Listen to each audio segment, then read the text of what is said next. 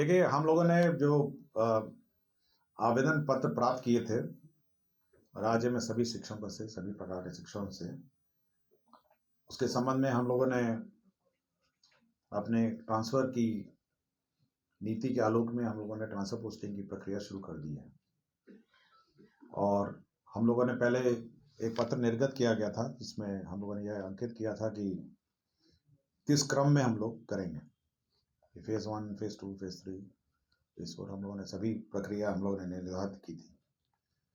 उसी क्रम में जिनको बहुत सबसे ज़्यादा कठिनाई हो रही थी टीचरों में, वो थे कैंसर पीड़ित टीचर थे। तो हम लोगों ने शुरू किया है कैंसर पीड़ित टीचरों से। और कैंसर पीड़ित टीचरों में भी 3-4 प्रकार के टीचर हैं, जैसा आपको सबको पता है। पहला है जो पुराने टीचर्स हैं, जो रेगुलर टीचर्स हैं। दूसरे हैं जो बीपीएससी के टीआरई 1, टीआरई 2 वाले हैं। तीसरे हैं जो सक्षमता पास हैं, और चौथे हैं जो आपके नियोजित हैं। तो हम लोगों ने सबसे पहले जो लॉट उठाया है 47 टीचरों का आवेदन पत्र जो है वो पुराने टीचरों का है, और सभी की हम लोगों ने समीक्षा की, और उसमें करीब 35 हम लोगों को सही पाए गए बीमारी में, जिसका हम लोगों ने कर दिया है। और बाकी जो बच गए हैं 47 में से 35 के, वो नॉर्मल आवेदन पत्र ट्रांसफर के रूप में उसको लिए जाएंगे। कुछ तो 2 आवेदन पत्र थे जो बिल्कुल कुछ खाली थे, उन्होंने कुछ लिखा भी नहीं था। तो इसी क्रम में हम लोग सभी का ट्रांसफर पोस्टिंग करेंगे। अब अगला लॉट हम लोगों का जो टेकअप आज होगा, वो हम लोग का जो टीआरई 1, टीआरई 2 बीपीएससी वाले हैं उनको टेकअप करेंगे। और सक्षमता पास में हम लोग ये चेक कर रहे हैं कि वास्तव में उन्होंने स्कूल में योगदान दिया नहीं दिया है। तो योगदान पत्र चेक हो रहा है कि वास्तव में वो स्कूल योगदान दे रहे हैं, और उन्होंने सक्षमता पास के बाद जो रेगुलर टीचर की सेवा है उसमें उन्होंने योगदान दिया है नहीं दिया। तो सबका क्रमानुसार हो रहा है, इसलिए मैं सभी टीचरों से अनुरोध करता हूँ कि ज़्यादा इसमें टेंशन नहीं लीजिए।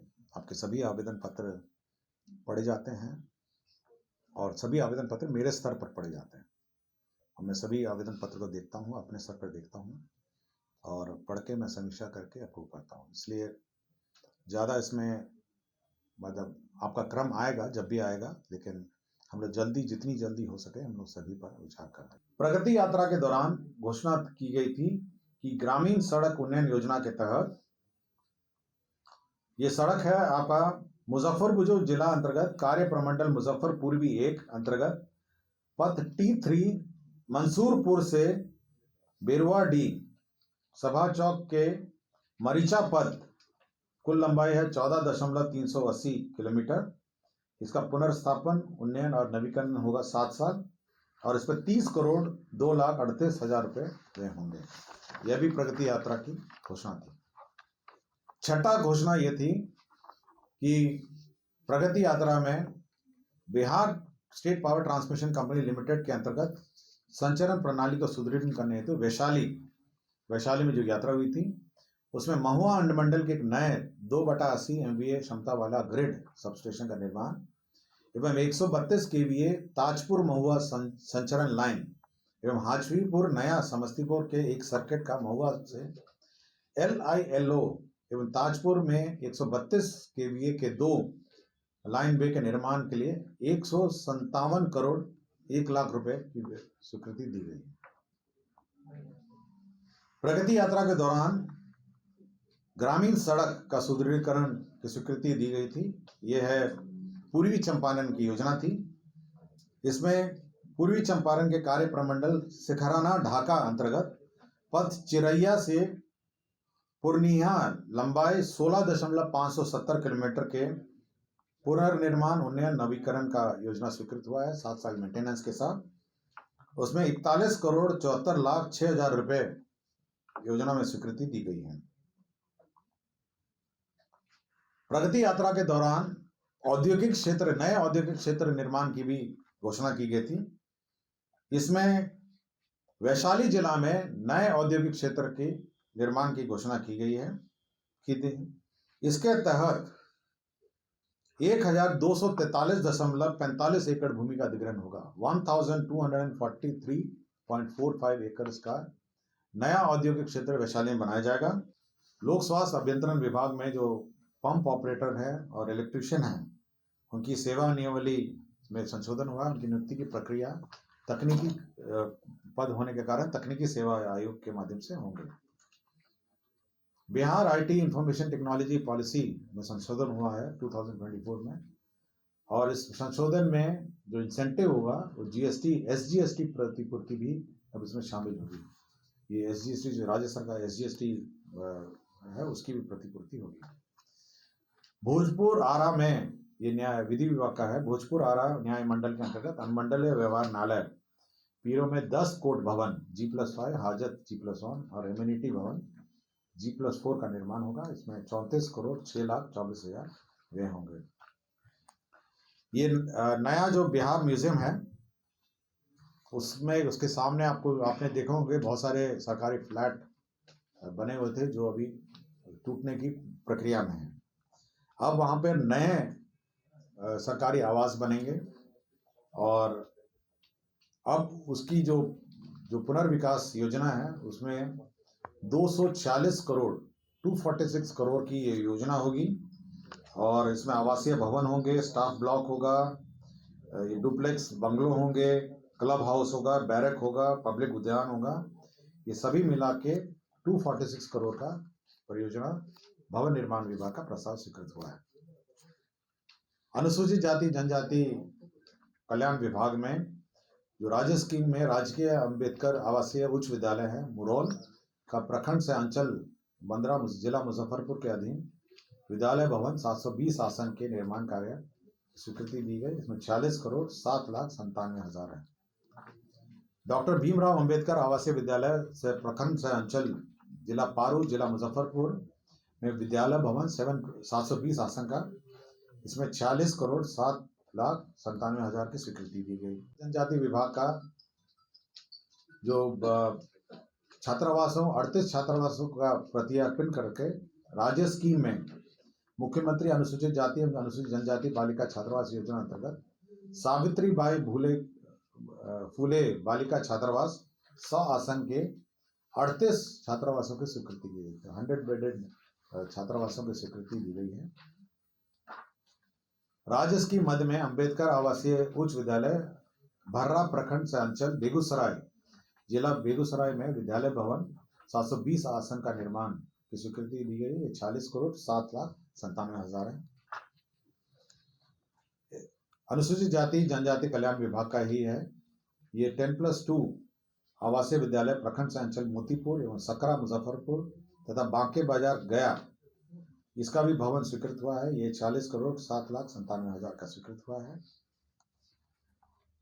दरभंगा हवाई अड्डे का विस्तारीकरण के लिए जमीन अधिग्रहण का प्रस्ताव स्वीकृत हुआ है।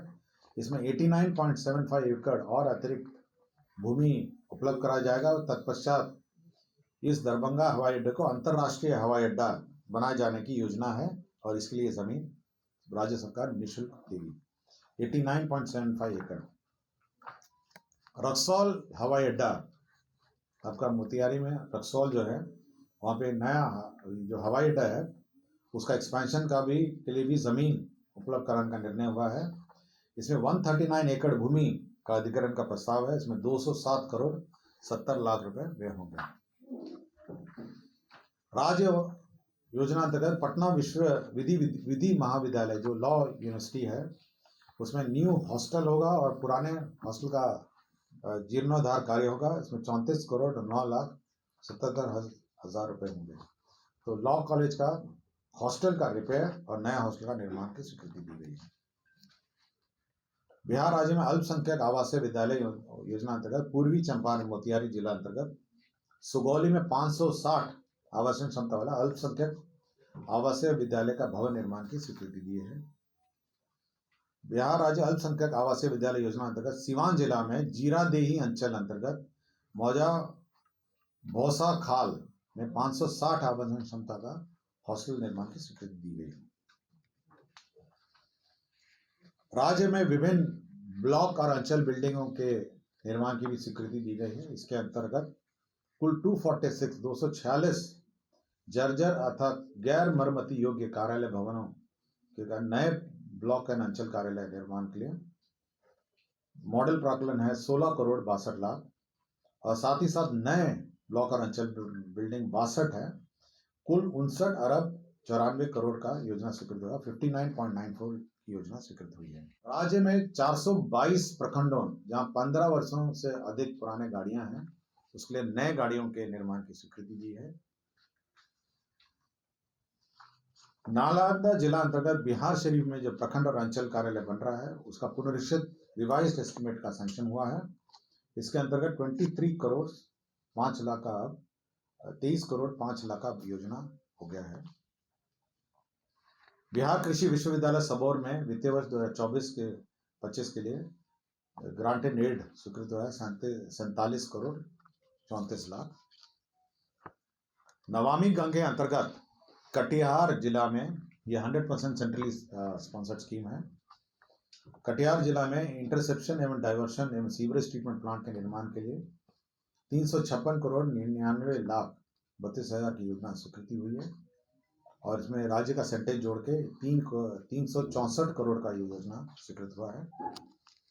रक्सौल नगर परिषद में इंटरसेप्शन एवं डाइवर्शन एवं सीवेज ट्रीटमेंट प्लांट की भी योजना स्वीकृत हुई है। इसमें 2 करोड़ 63 करोड़ 17 लाख व्यय होंगे, 63 करोड़ 17 लाख। संतोष कुमार सुमन अभियंता प्रमुख सह अपर आयुक्त सह विशेष सचिव है, इनको 2 साल रीअपॉइंटमेंट का प्रस्ताव स्वीकृत हुआ है कॉन्ट्रैक्ट में। स्वच्छ भारत मिशन ग्रामीण लोहिया स्वच्छ बिहार अभियान अंतर्गत 5635 ग्राम पंचायत ठोस जो सॉलिड वेस्ट मैनेजमेंट है आपके ग्राम पंचायत में, उसके लिए 90 करोड़ BCF से विड्रॉ हुए हैं। कला संस्कृति युवा विभाग के अंतर्गत जो फिल्म डेवलपमेंट कॉर्पोरेशन है उसके अंतर्गत 38 पदों का सृजन हुआ है। श्रम संसाधन विभाग में जो पद स्वीकृत हुए थे 138, उनको रिवाइज करके 149 पदों का रिवाइज्ड स्ट्रक्चर के आलोक में स्वीकृत हुआ है।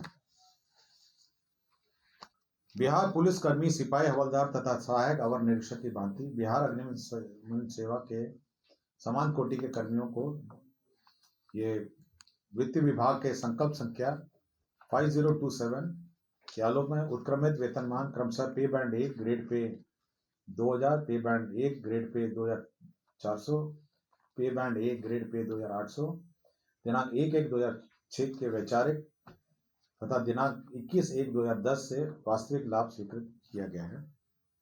और बाकी सब आपके जमीन ट्रांसफर के मामले थे। एक ये वन एवं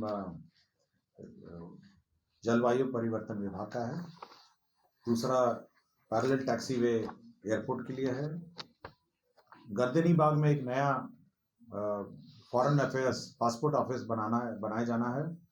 इसके लिए निःशुल्क लैंड का स्थानांतरण विदेश मंत्रालय को दिया गया है। गया में नया एक टेक्नोलॉजी सेंटर की स्थापना होनी है। इसमें विभिन्न प्रकार के इक्विपमेंट्स स्थापित किए जाने हैं MSEME मंत्रालय द्वारा। इसके लिए 20 एकड़ का भूमि टेक्नोलॉजी सेंटर की स्थापना हेतु उद्योग विभाग को निःशुल्क स्थानांतरण किया गया है। राजस्व भूमि सुधार का बिहार स्टेट पावर कॉर्पोरेशन को ग्रिड बनाने के लिए जमीन का ट्रांसफर हुआ है, और आइसोलेशन बे और DBOR एयरपोर्ट के लिए जमीन का ट्रांसफर हुआ है।